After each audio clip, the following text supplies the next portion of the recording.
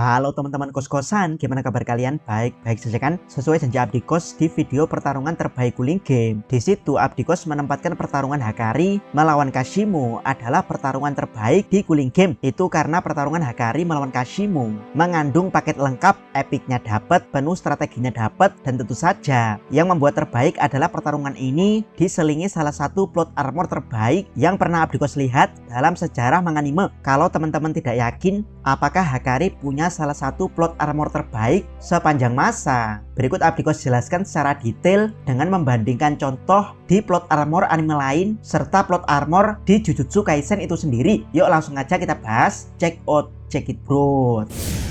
Pembahasan pertama, apa itu plot armor? Secara bahasa, plot armor terdiri dari dua suku kata, yaitu plot alias jalan cerita, sedangkan armor adalah tameng atau baju perlindungan. Jadi plot armor sendiri adalah perlindungan yang terbuat dari jalan cerita. Jadi bisa dibilang plot armor adalah baju zira suatu karakter yang tidak tampak, namun efeknya lebih kuat dari baju armor yang jelas-jelas nampak. Supaya lebih jelas, mari kita bahas lebih lanjut beberapa tipe plot armor sesuai contohnya yang ada di manga anime. Pembahasan kedua, plot armor tidak dibunuh villain ala Luffy. Sebagai MC di One Piece, tentu saja Luffy dianugerahi plot armor yang super tebal oleh Eiichiro Oda. Buat yang tidak tahu, One Piece adalah salah satu series awal yang Abdikos ikuti, bahkan lebih awal daripada Naruto. Saat pertama kali mengikuti One Piece, Abdikos bukan seorang reviewer, jadi pemahaman Abdikos tentang plot armor Luffy ini masih sangat sedikit. Saat itu Abdikos tidak mempermasalahkan bagaimana Luffy bisa terus-menerus selamat dalam pertarungan untuk terus melanjutkan petualangannya. Namun setelah hampir 20 tahun, Abdikos mengikuti berbagai macam manga dan anime. Entah kenapa Abdikos makin lama makin jijik dengan plot armor Luffy. Yap, Luffy punya plot armor menjijikkan yang bernama tidak dibunuh villain. Dalam pertarungan, Luffy sering sekali kalah, namun kematian dari kekalahan Luffy tidak pernah dipastikan oleh sang villain. Yang paling tampak adalah saat melawan Crocodile, di mana Luffy kalah 2 kali, namun selalu bisa kembali karena Crocodile tidak pernah memastikan kematian Luffy. Yap, bagaimana bisa seorang villain pemimpin organisasi kejahatan sangat bodoh untuk tidak memastikan kematian lawan sebelum meninggalkannya. Bukan hanya 1 kali, tapi 2 kali. Pembahasan ketiga, plot armor Destiny Draw ala Yugi. Sama seperti Luffy, Yugi juga seorang MC di seriesnya yaitu Yu-Gi-Oh! Sebagai MC, Yugi tentu saja diberikan plot armor oleh Kazuki Takahashi. Namun ya, tipe plot armor Yugi agak berbeda dengan Luffy, di mana Yugi selalu mendapat Destiny Draw alias Lucky Draw, yaitu keberuntungan menarik kartu solutif saat keadaan terdesak dan hampir kalah. Namun ya, Abdikos lebih suka plot armor Destiny Draw milik Yugi daripada plot armor tidak dibunuh villain milik Luffy. Selain usaha musuh untuk mengalahkan Yugi terlihat jelas dan menggunakan otak, Destiny Draw masih bisa dihitung dengan logika matematika, yaitu kemungkinannya 1 banding kartu yang tersisa. Selain itu, plot armor Destiny Draw kemungkinannya juga bisa ditingkatkan karena dalam satu deck ada lebih dari 1 jenis kartu yang bisa menyelesaikan keadaan terdesak. Kalian yang sering main Yu-Gi-Oh! Versi lawas pasti paham apa yang Abdikos maksud meningkatkan kemungkinan plot armor. Jadi ya, walaupun ini plot armor, tapi masih bisa dihitung secara matematis. Pembahasan keempat, plot armor selamat dari serangan fatal ala Sasuke. Jika di 2 contoh plot armor sebelumnya adalah milik MC, kali ini adalah plot armor yang bukan milik MC, atau lebih tepatnya milik rival MC. Yap, Sasuke punya plot armor paling terkenal, yaitu saat menghadapi serangan fatal dari Deidara, di mana saat itu Deidara menggunakan bom bunuh diri untuk membunuh Sasuke, tapi ya, Sasuke berhasil selamat karena dia menggunakan 2 jutsu di saat-saat kritisnya, yaitu Kuchiyose untuk memanggil Manda sekaligus Genjutsu untuk membuatnya masuk ke tubuh Manda, sehingga ledakan mematikan Deidara justru membunuh Manda. Dan ini benar-benar plot armor di saat kritis. Yang lebih plot armor adalah Sasuke melakukan 2 jurus sulit tersebut dalam keadaan kehabisan cakra.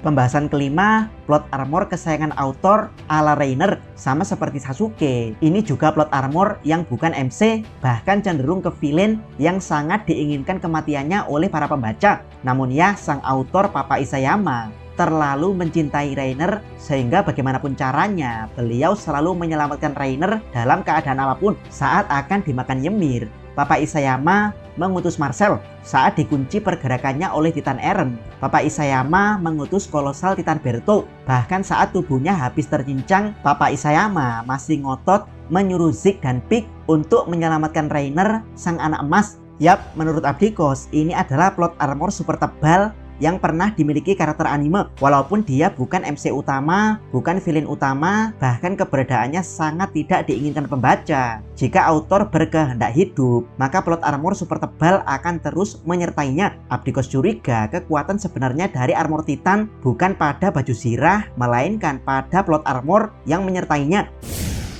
Pembahasan keenam, plot armor tipe lain. Selain plot armor detail yang Abdikos sebutkan sebelumnya, masih ada beberapa plot armor lain di anime, seperti plot armor pertemanan yang ada hampir di sepanjang cerita Fairy Tail. Plot armor pokoknya hidup untuk karakter Kirito dan Asuna yang ada di anime Sword Art Online. Plot armor teriak power up di anime Dragon Ball. Dan terakhir, plot armor ternyata. Contohnya, ternyata Naruto dan Sasuke adalah reinkarnasi Indra dan Asura. Ternyata buah iblis Luffy bukan Paramecia Gomu Gomu, tapi Mythical Zoan model Nika.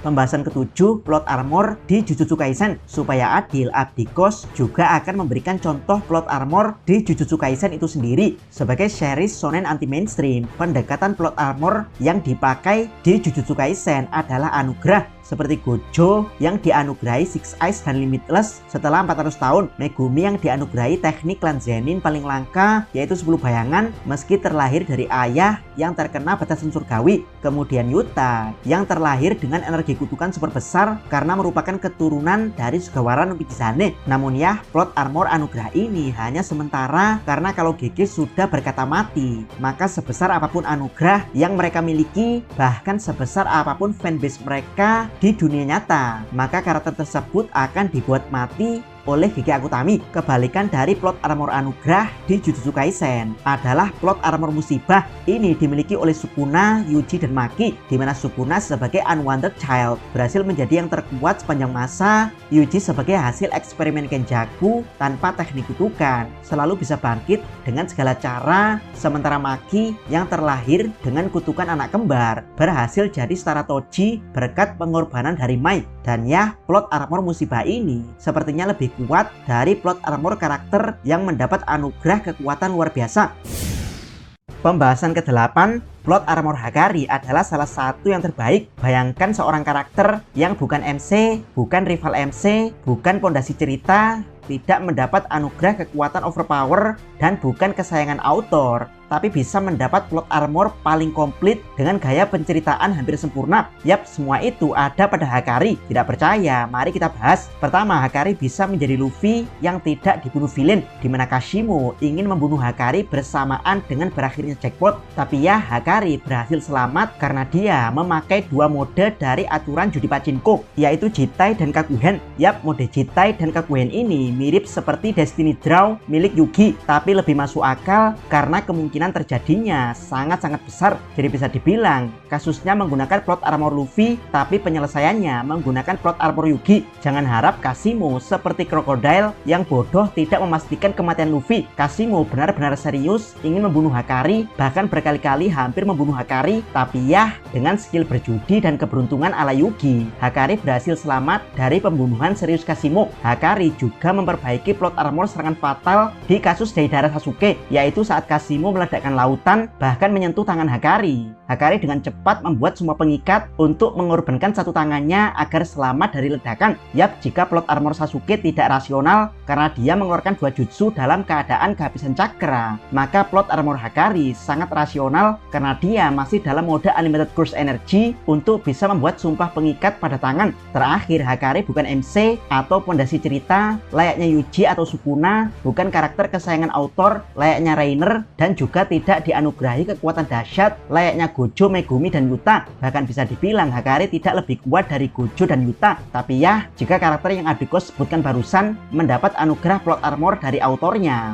maka Hakari mengambil anugerah plot armor autor dengan skillnya. Yap, saking jeniusnya GG Akutami, dia sampai mampu membuat karakter yang mendapat plot armor dengan skillnya. Terakhir, jika plot armor adalah sebuah plot keberuntungan, maka Abdikos mengutip perkataan Hakari paling terkenal, yaitu "You are wrong, I say luck with my skill," alias kalau diartikan dalam konteks Hakari akan jadi seperti ini. Dugaan kalian bahwa aku memperoleh plot armor dari autor itu salah. Hei para pembaca, aku mengambil plot armor keberuntungan tersebut dari autor dengan skillku dalam berjudi. Abdikos pribadi sebenarnya ingin memberikan pernyataan kalau plot armor Hakari adalah yang terbaik sepanjang masa di manga anime. Namun Abdikos merendah kalau plot armor Hakari hanyalah salah satu yang terbaik sepanjang masa, karena mungkin teman-teman sesepuh ada yang bisa memberikan contoh plot armor yang lebih baik dari milik Hakari. Jadi silahkan tuliskan komentar sesepuh di bawah siapa nama karakternya dan seperti apa plot armornya. Jangan lupa subscribe channel Takos dan jangan lupa share video ini sampai ke salam.